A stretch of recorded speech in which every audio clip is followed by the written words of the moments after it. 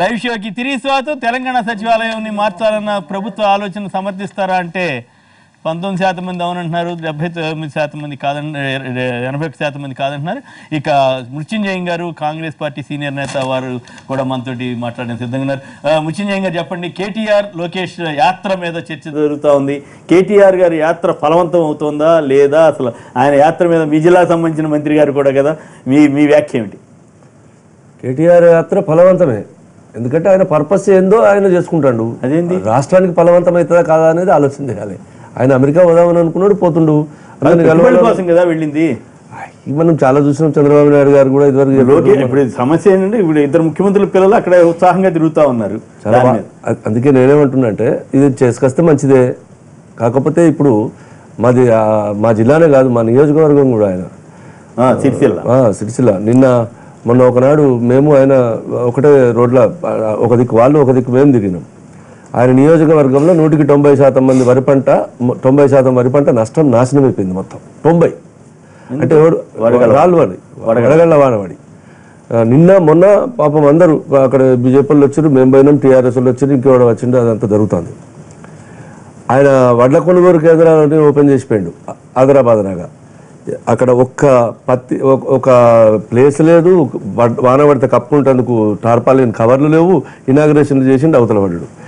అరే ఏమైనా మంత్రి ఇనాగ్రేషన్ చేస్తే కూడా గింత దిక్కు లేదు, ఒకడు క్వింటల్ వడ్లు కొంటలేడు వాడు ఇనాగ్రేషన్ చేసినాక 3 రోజులకు కూడా అని అడిగితే ఆయన మాట్లాడుండే ఒకసారి అంటే ఆయన అమెరికాకు పోయిండు అన్నారు. అరే ఇప్పుడు అమెరికాకు పోవడం చాలా అవసరమే.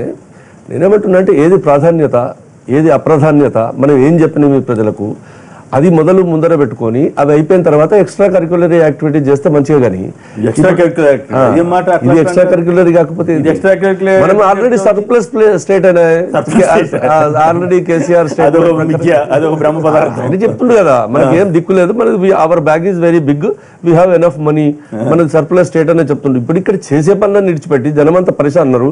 వదికాక అదేది ఆర్టీసీ వాళ్ళు మొత్తం ప్రజలు, తెలంగాణ ప్రజలు, ఆంధ్ర ప్రజలు మొత్తం రోడ్ల మీద వచ్చి తిరిగిరు.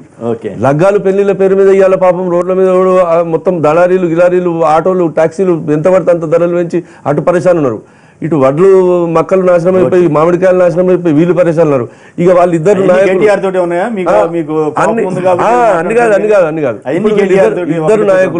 ఇద్దరు నాయకులు పోయి మేము అక్కడ ఏదో పైసలు జమ చేసుకురాని తీసుకుపోతున్నామంటే ఇది మిథ్యనా కాదా అనేది ఇంకో 4 రోజులు అయితే తెలుస్తుంది. అసలు ఇది ఎంతవరకు పనికిరాదు. విద్యాసాగర్ గారు తెలుగు యువత నాయకుడు. విద్యాసాగర్ గారు నమస్కారం. నమస్కారం కొమ్మినేని గారు, అక్కడ ఉన్న మిత్రులందరికీ నమస్కారం.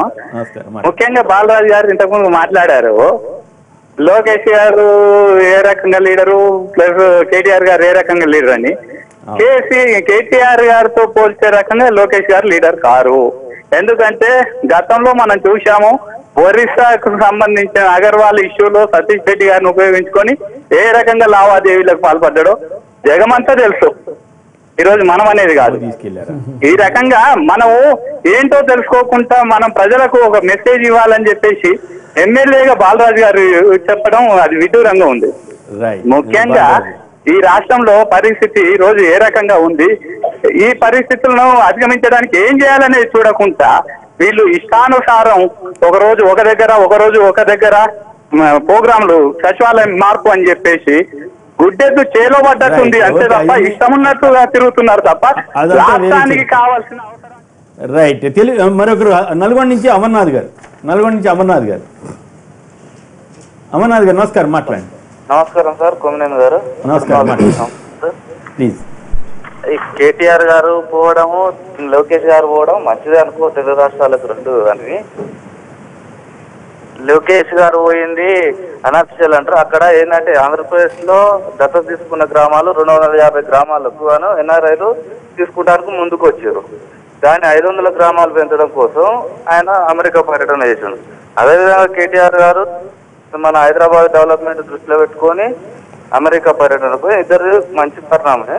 కాబట్టి దాని గురించి మనం ఇవన్నీ అనుకోవడం అనవసరమైన రాద్ధాంతం అంటారు. Right, okay, right. ఇక మరొక కీలకమైన అంశం, తెలంగాణ విద్యామండలి మొత్తం అంతా కూడా ఏపీ విద్యామండలికి అసలు బోర్డే లేకుండా చేసిన పరిస్థితి, హైకోర్టు ఆ రకమైన తీర్పు ఇవ్వటం ఏంటో, మరి వీళ్ళు మొత్తం ఖాళీ చేయడం ఏంటో, మరి 10 ఏళ్ల రాజధాని అన్నటువంటి హైదరాబాద్ ఈ పరిస్థితి మీద ఆనందరావు ఒక మాట. ఒక్క నిమిషం మృత్యుంజయ్ గారు మాట్లాడినప్పుడు ఒక పక్కనేమో మంత్రి గారిని సిరిసిల్లకు పరిమితం చేస్తూ ఈ ఒడ్ల కొనుగోలు కేంద్రం దగ్గర కేటీఆర్ గారే నిలబడాలంటుండ్రు. ఇంకో పక్కనేమో మంత్రి గారు అమెరికాలో పోయి ఉంటే ఇట్లా ఆర్టీసీ సమస్య ఎట్లా పరిష్కారం కావాలి, రాష్ట్రంలో ఉన్నటువంటి సమస్యలు ఎట్లా పరిష్కారం కావాలని ఇంకో పక్క మాట్లాడతారు. అంటే వారి స్థాయి ఏందో ప్రజలకు తగ్గించే ప్రయత్నం చేస్తూ వారు మాట్లాడుతున్నారు. కానీ తగ్గించే దానికి సాధ్యం కాదు. ఎందుకంటే ఈరోజు విస్తృతంగా రాష్ట్ర అభివృద్ధిని కాంక్షిస్తూ మంత్రులు కానీ ముఖ్యమంత్రి గారు కానీ ఏ రకంగా పర్యటనలు చేస్తున్నారు, ఎటువంటి నిర్ణయాలు తీస్తున్నారు, వీరు మిగిల్చిపోయినటువంటి అప్పులను ఏ రకంగా తీర్చుకుంటూ వస్తున్నారు, రుణమాఫీ ఏ రకంగా తీర్చుకుంటూ వస్తున్నారు, విద్యుత్ సంక్షోభం నుంచి ఏ రకంగా ఈ రాష్ట్రాన్ని మొత్తం సురక్షితంగా ముందుకు తీసుకుపోతా ఉన్నారు. ఇటువంటి సమస్యలపైన ఇంత పూర్తిగా సమయాన్ని కేటాయిస్తూ ముందుకు పోతున్నప్పుడు ఒక పక్క పరిమితం చేయడము, ఇంకో పక్క సమస్యల కారణం టీఆర్ఎస్ ప్రభుత్వమే అని చెప్పడము ఎంతవరకు సబబో మనమే అర్థం చేసుకోవాలి. డెఫినెట్ గా కాంగ్రెస్ పార్టీ చేసినటువంటి ఈ దుర్మార్గాలను పూర్తిగా కడిగేస్తూ ఈ ప్రభుత్వం ముందుకు పోతా ఉంది. ఖచ్చితంగా హైదరాబాద్ రాష్ట్రాన్ని కాదు, రాజధానినే కాదు, మొత్తం తెలంగాణలో కావాల్సినటువంటి పరిశ్రమలను 11,000 ఎకరాలను శ్రీనివాసరావు గారు ఒక నిమిషం సార్. ఇప్పుడు నేను చెప్తా, ఇప్పుడు ఏదో రాజకీయాల కొరకు మాట్లాడతలేను. దయచేసి కొంచెం నేల మీదకి దిగి ఆలోచన చేయండి. అవును, బాగా కాంగ్రెస్ మాట్లాడలేదు, మళ్ళీ మీరు ఎంతసేపు మాట్లాడుతుంటే ఊరుకుంటా, మాట్లాడదలుచుకుంటా, డోంట్ డిస్టర్బ్. నేల మీదకి దిగి మాట్లాడమంటున్నా. మనం ఏం మాట్లాడినాము, మన మేనిఫెస్టో ఏంది, అది సోయికి తెచ్చుకోమంటున్నా. ఓకే. తర్వాత రెండోది ఏం చెప్తున్నట్టే, మేనిఫెస్టో మొత్తం అవతల వారేసి నేను గోలకొండ కిలాల పెద్ద కడతా, హుస్సేన్ సాగర్ చుట్టూరుగా నేను హుస్సేన్ సాగర్ చుట్టూరుగా నూరంతరాల బంగాళాలు కడతా. ఇప్పుడు ఒక నిమిషం సార్, బైసన్ హౌస్ ప్రాధాన్యతన బైసన్ హౌస్ దగ్గర జాగా తీసుకొస్తా, లేకపోతే సెక్రటేరియట్ కడతా. ఇవి కావు నీకు కావాల్సినవి, నువ్వు చెప్పవలసినవి ఏమున్నాయంటే ఇవన్నీ చేస్తామని చెప్పారు. ఇప్పుడు ఆర్టీసీ సమ్మె ఇంపార్టెంట్ అనే దాన్ని మీరు గుర్తించకపోతే నేనేం చేయాలి? వడ్లు పడి నాశనం అయిపోయి వడగళ్ళ వాన పడి ఆంధ్రాలో కూడా ఎన్నడూ జరగనంత నష్టం ప్రారంభించిందని అప్రిషియేట్ చేయాలి మీరు.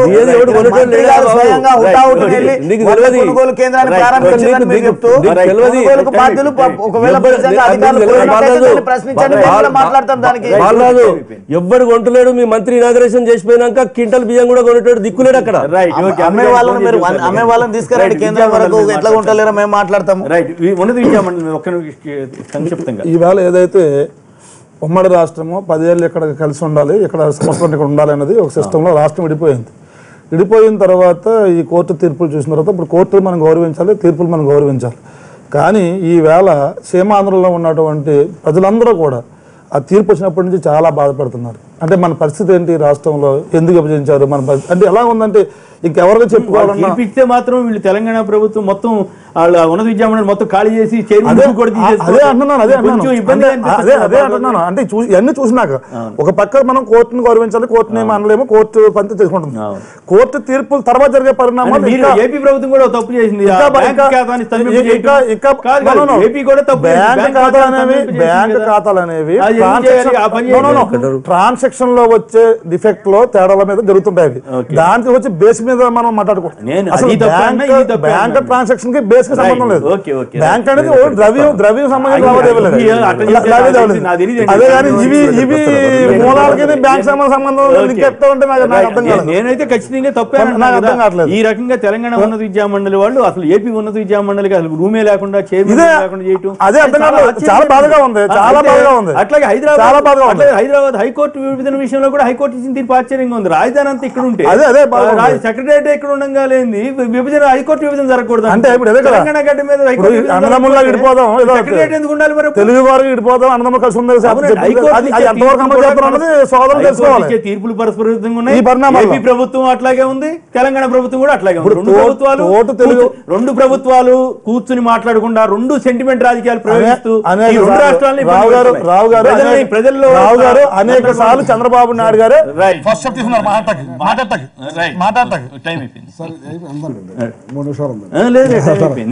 ఇది యాక్చువల్గా ఇది మీరు ఇందాక చెప్పారు చూసారా, ఇది కూర్చొని మాట్లాడుకోవాల్సిన విషయం. ఇది ఆల్రెడీ అక్కడ ఈ మిత్రపక్షమైన బీజేపీ కేంద్రం ఉంది, వాళ్ళ పెద్దలు కానీ ఇక్కడ కానీ వచ్చి కూర్చుని ఇది ఈ 2 రాష్ట్రాలను సరి చేయాల్సిన బాధ్యత బీజేపీకి కూడా ఉందండి, అడగవలసిన బాధ్యత కూడా ఉంది. అలాగే 10 సంవత్సరాలు కలిసి ఉన్నప్పుడు ఒక ప్రైవేట్ హౌస్ లో ఒక హైకోర్టు పెట్టవలసిన బాధ్యత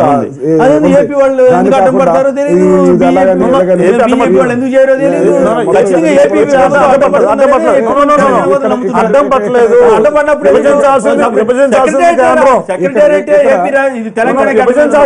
హైకోర్టు ఉంటే విభజించాల్సింది కేంద్రం అండి. తెలంగాణ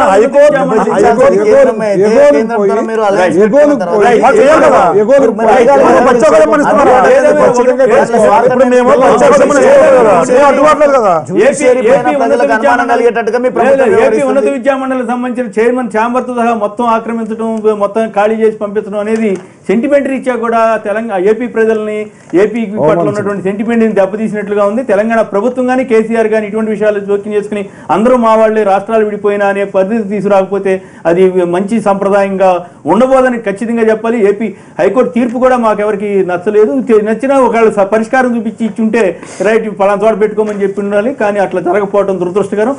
ఇక తెలంగాణ ప్రభుత్వం సెక్రటరియట్ మార్చాలన్న ఆలోచన సమర్థిస్తారా అంటే 22% మంది మాత్రం ఉన్నారని, 75% మంది కాదన్నారు. SMS పంపిన వారందరూ కూడా ధన్యవాదాలు. నాగేశ్వరరావు గారు, ఆనందరావు గారు, బాలరాజు గారు, ముత్యుంజయం గారు, విష్ణువర్ధన్ గారు అందరికీ ధన్యవాదాలు. ఇది నేటి వార్తా విశ్లేషణ కార్యక్రమం. నమస్కారం.